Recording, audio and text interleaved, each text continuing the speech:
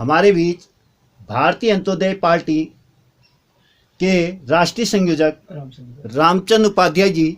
गुरुजी, आज यहाँ नैनीताल सरोवर नगरी में अपनी पार्टी को लेकर कई मुद्दों के लिए यहाँ पर आए हुए हैं।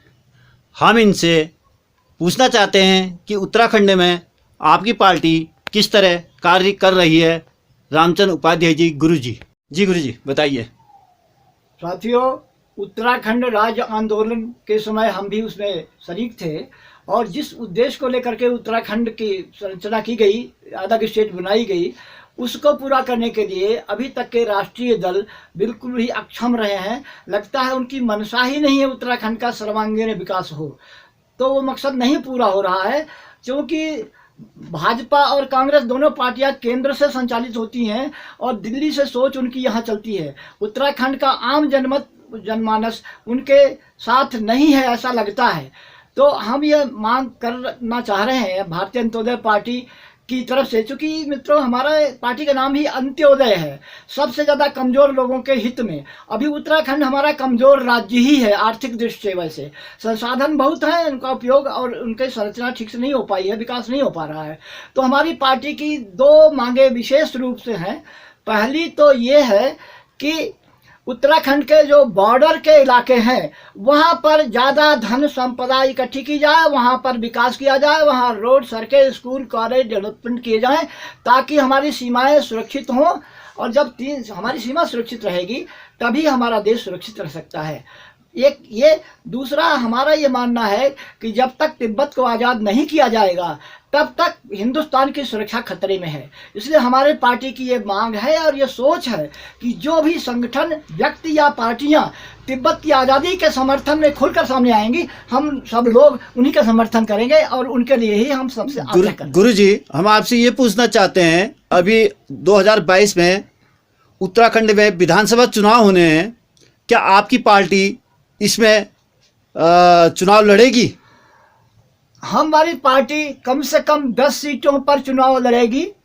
और जैसे चंपावत का लोहाघाट, नैनीताल, धर्मपुर देहरादून का, कैंट देहरादून का, उत्तरकाशी गंगोत्री का और उत्तरकाशी पुरोला का, ये कुछ एग्जाम्पल अभी आपको बता रहा हूँ। लेकिन 10 सीटों पर हमारी चुनाव लड़ेगी और मजबूती से लड़ेगी। इसके लिए आपकी कहाँ तैयारी अभी तक हो चुकी हैं? तैयारियां अभी हमारी धर्मपुर से और वहाँ पुरोला से हुई है और यहाँ बाकी जगहों के लिए तैयारी हम कर रहे हैं।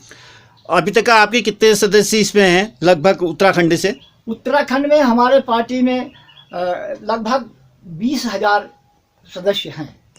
अच्छा, भारतीय अंत्योदय पार्टी जो है राष्ट्रीय पार्टी आपकी है जी, तो ये राष्ट्र में मतलब ऑल इंडिया उस पे लेवल पे है या केवल उत्तराखंड तक का सीमित है? ऐसा हमारी पार्टी तो राष्ट्रीय पार्टी के रूप में ही रजिस्टर्ड है।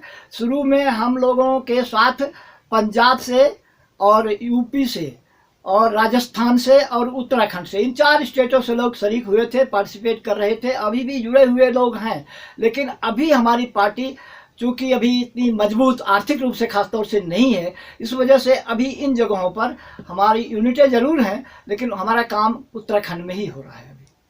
मतलब अभी तक का आपकी पार्टी ने कहीं पे कोई ऐसा कार्य किया है जिसकी मतलब सराहना की जा सके? कार्य करने के बारे में तो यही कह सकते हैं, जैसे उत्तरकाशी जनपद में कई जैसे महासू देवता हैं, वहाँ की रोड और वहाँ के ग्रामीण क्षेत्रों में रोड बनवाने का काम। और बाकी ये है कि कई संघर्षों में हम लोग साथ दे रहे हैं। जो लोग अच्छा संघर्ष करते हैं हमारी पार्टी उनके साथ खड़ी रहती है। और उत्तराखंड की राजधानी गैरसैंण बनवाने के लिए भी हमारी पार्टी कृत संकल्प है, इसके लिए भी हम लोग संघर्ष करते हैं। आप भारतीय अंत्योदय पार्टी के राष्ट्रीय संयोजक हैं। हम आपसे ये पूछना चाहते हैं गुरुजी, जो अभी आप पार्टी और उत्तराखंड क्रांति दल है और अन्य पार्टी हैं, क्या उस पार्टी से आप लोग कुछ मिलके कार्य करेंगे या अलग से कार्य आप लोगों का रहेगा? ऐसे सर, मिलने की कोशिश तो हम सबसे करेंगे, कर सकते हैं, ऐसी कोई बात नहीं है। हमारा एक ग्रुप संगठन अलग से एक फ्रंट बन रहा है। हमारी अगुवाई में छोटी छोटी 4-5 पार्टियां हैं और कुछ संगठन भी हैं, उनको हम मिला कर रहे हैं। आम आदमी पार्टी से तो हमारा कोई जुड़ाव नहीं होगा। लेकिन यूकेडी से अगर बन सकेगी तो हम लोग समर्थन लेने देने की बात सोच सकते हैं। कल गुरुजी आप यहाँ पे आए हैं और आपने बहुत अच्छा किया। जो हमारे कई साथी लोग होटल मन्नू महारानी एक प्रसिद्ध होटल है, उसके कई कर्मचारियों को वहाँ से निकाल दिया गया है और यह लोग कई दिनों से यहाँ पे धरने प्रदर्शन में बैठे हुए हैं। आपने कल इनको धरने प्रदर्शन में जाकर समर्थन दिया, तो आपने वहाँ पे अपनी क्या बात रखी?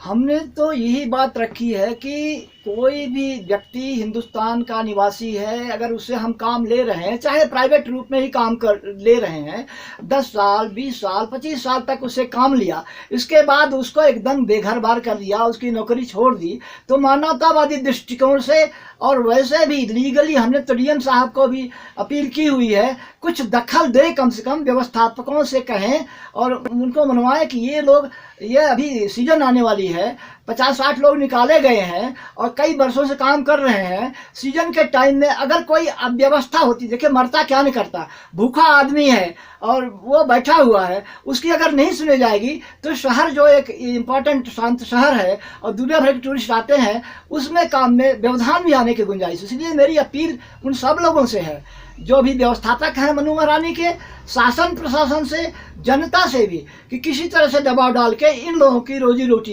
को बरकरार किया जाए। यह हमने कोशिश किया है। धन्यवाद गुरुजी। हमारे साथ थे भारतीय अंत्योदय पार्टी के राष्ट्रीय संयोजक और नैनीताल से ललित जोशी की रिपोर्ट।